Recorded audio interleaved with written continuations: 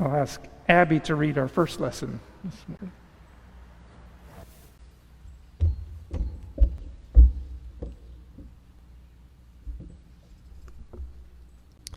Our first lesson this morning comes from Exodus 3. Listen now for the word of the Lord. Now Moses was tending the flock of Jethro, his father-in-law, the priest of Midian, and he led the flock to the far side of the wilderness and came to Horeb, the mountain of God. There the angel of the Lord appeared to him in flames of fire from within a bush. Moses saw that though the bush was on fire, it did not burn up. So Moses thought, I will go over and see this strange sight, why the bush does not burn up. When the Lord saw that he had gone over to look, God called to him from within the bush, Moses, Moses. And Moses said, Here I am. The Lord said, I have indeed seen the misery of my people in Egypt. I have heard them crying out because of their slave drivers, and I am concerned about their suffering. So I have come down to rescue them from the hand of the Egyptians and to bring them up out of that land into a good and spacious land, a land flowing with milk and honey. Moses said to God, Suppose I go to the Israelites and say to them, The God of your fathers has sent me to you, and they ask me, What is his name? Then what shall I tell them? God said to Moses, I am who I am. This is what you are to say to the Israelites. I am has sent me to you. Thanks be to God for the reading of his holy word. Thank you, Abby. So Moses was in a tough spot, really. Think of Moses. He was living life as a renegade. He was an outlaw in Egypt. He was out in the desert, and he had been raised as a prince, but now he was serving as a shepherd. And minding his own business, tending his flocks, out of nowhere, he gets recruited to an impossible task. God wants him, the outlaw shepherd, to go to Pharaoh and demand the release of his people. Moses wonders whether he's up to that task. He wonders, will the people believe him? Will they follow him? Will he be able to lead them? Will Pharaoh be convinced? And Moses is looking for some confidence, some certitude. Who do I tell him? And by what authority am I going to do this? Under whose name am I going to order Pharaoh around? He asks. We all want some confidence in life, don't we? I know I often do. Sometimes for the big and unexpected things of life that come out of the blue like a talking bush. Other times for the daily routine, the weekly grind.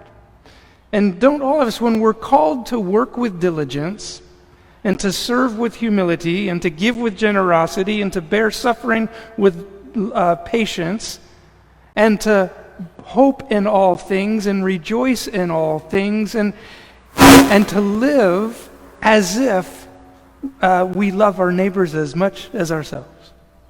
To walk in the path of Christ, who laid down his life not only for his friends, but for those who still would treat him poorly. When we're called in those ways, don't we want some assurance that this is a worthwhile bet? That there's something we can rest on with confidence? Well, God answers Moses, and to my ear, it sounds a little bit as if God's just kind of impatient a little bit. Moses is like, well, what happens if they don't believe me? Who do I tell them? He says, tell them this. I am. I'm the foundation of all being. I'm the one who is and always was and always will be. Without me, nothing exists. I'm the ground of being, the high exalted king, the God of the universe. I am. It's fairly powerful. Sorry, I'm not sure what's happened. I think we got static from my mic, maybe. But you can't get more certain than that. It's a fairly absolute answer. There is no other. It's interesting, but the problem with absolutes is they can impart confidence to us, but we don't really live in the world of absolutes, do we? The transcendent that's beyond all time and space might give us certainty, but it's not where we dwell. We do live in time and space with contingencies, things out of control, our own control, stuff that we can't manage, things on our own often. The life that we live is kind of messy. Previous generations were pretty accustomed to finding confidence in absolutes, absolute certainties.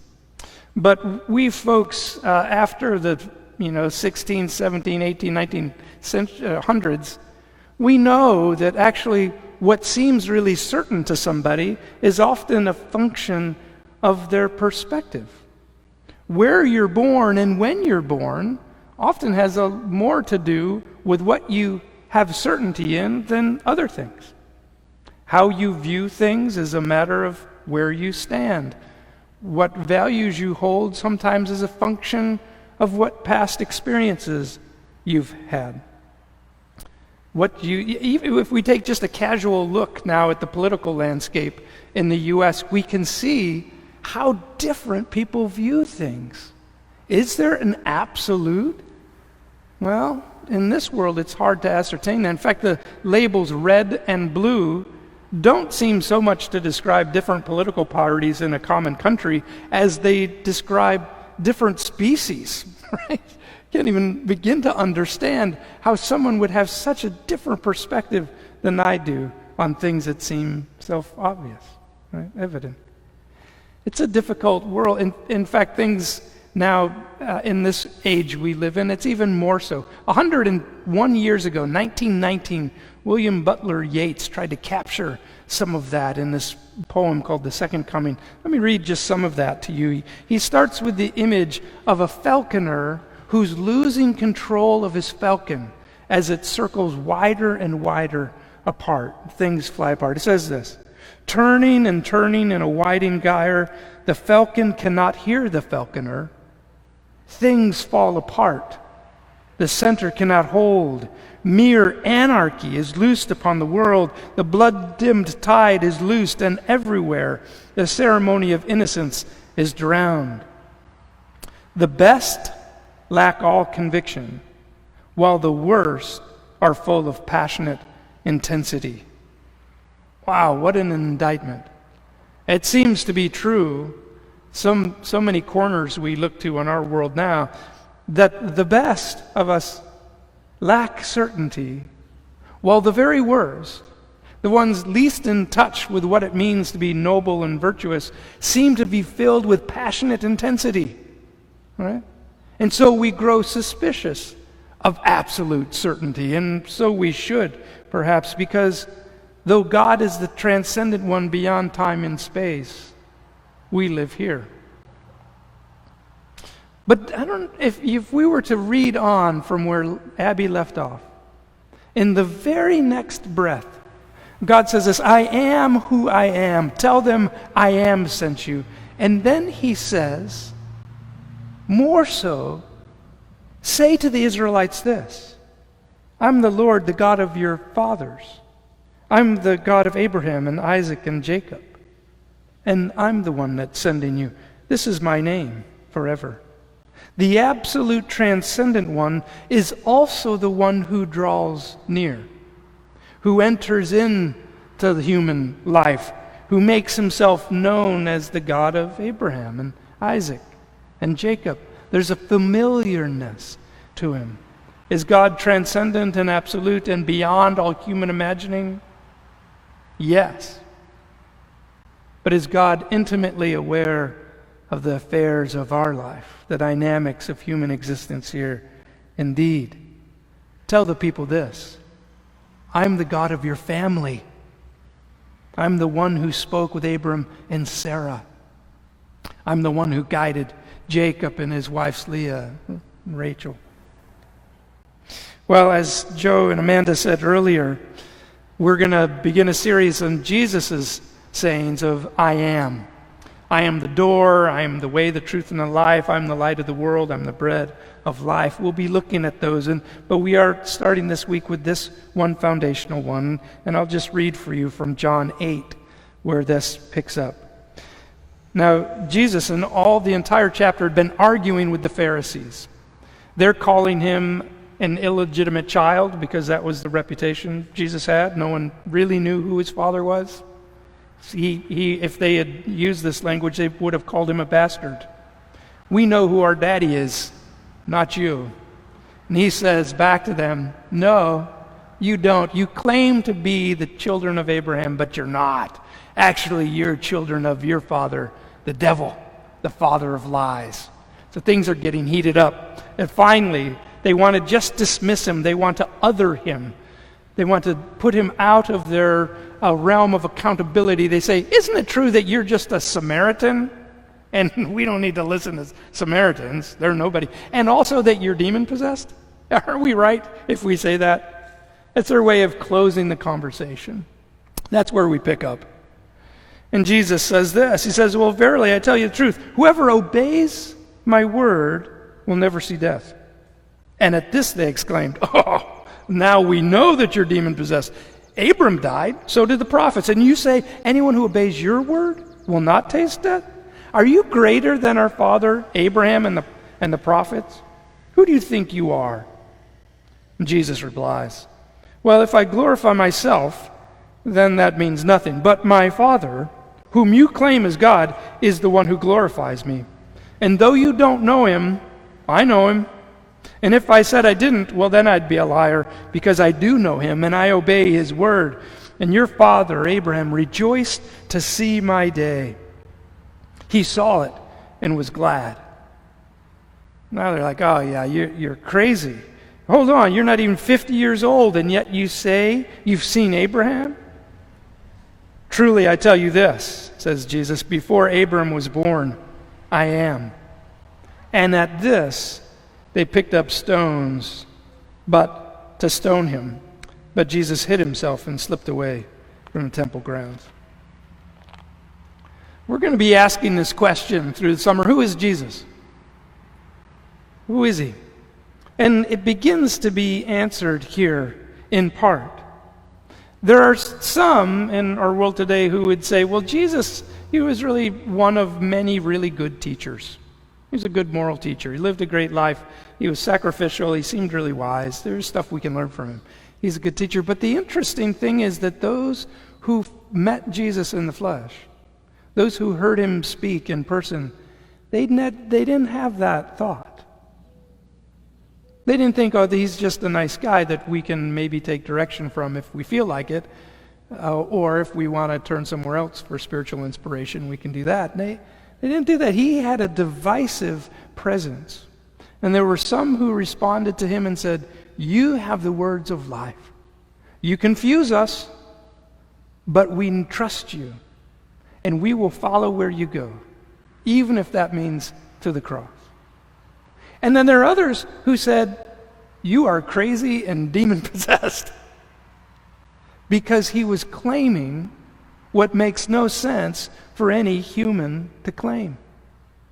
Here he was, a first-century carpenter, guy of no account, of dubious origins, of who his own lineage, parentage was, and yet he's claiming, before Abraham was, I am, of taking unto himself this name of the transcendent, absolute God of the universe.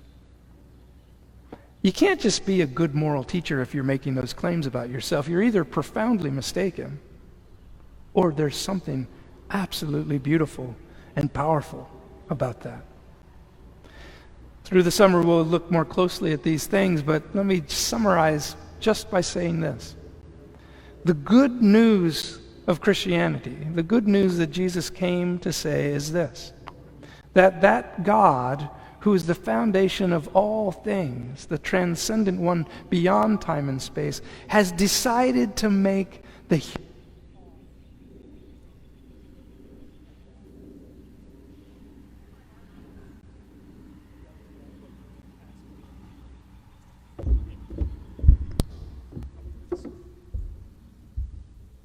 Thanks, Mike. Okay, excellent. Okay, there we go. Thank you, Mike. Just as I was trying to summarize, this is the condition of human unpredictability, right? The human lot. We don't know what's around, but God has chosen to be on our side, to make himself not just acquainted with our sufferings, but to bear them himself, with our desires and our hopes and our competency and our joy at work, and also our frustrations and irritations and limitations and the unpredictability in which we live. God chose to enter that very fray, to be one with us, to redeem it all back unto himself, until someday all of creation will rejoice and praise and say, how great our God, and what a great gift this life is as it's redeemed in Christ. We do sometimes have fear and look for certainty, but we can know this, that the God who made us has chosen to journey with us in Christ, and that's our opportunity even today, to walk with the one who named, born, and called us to be his own.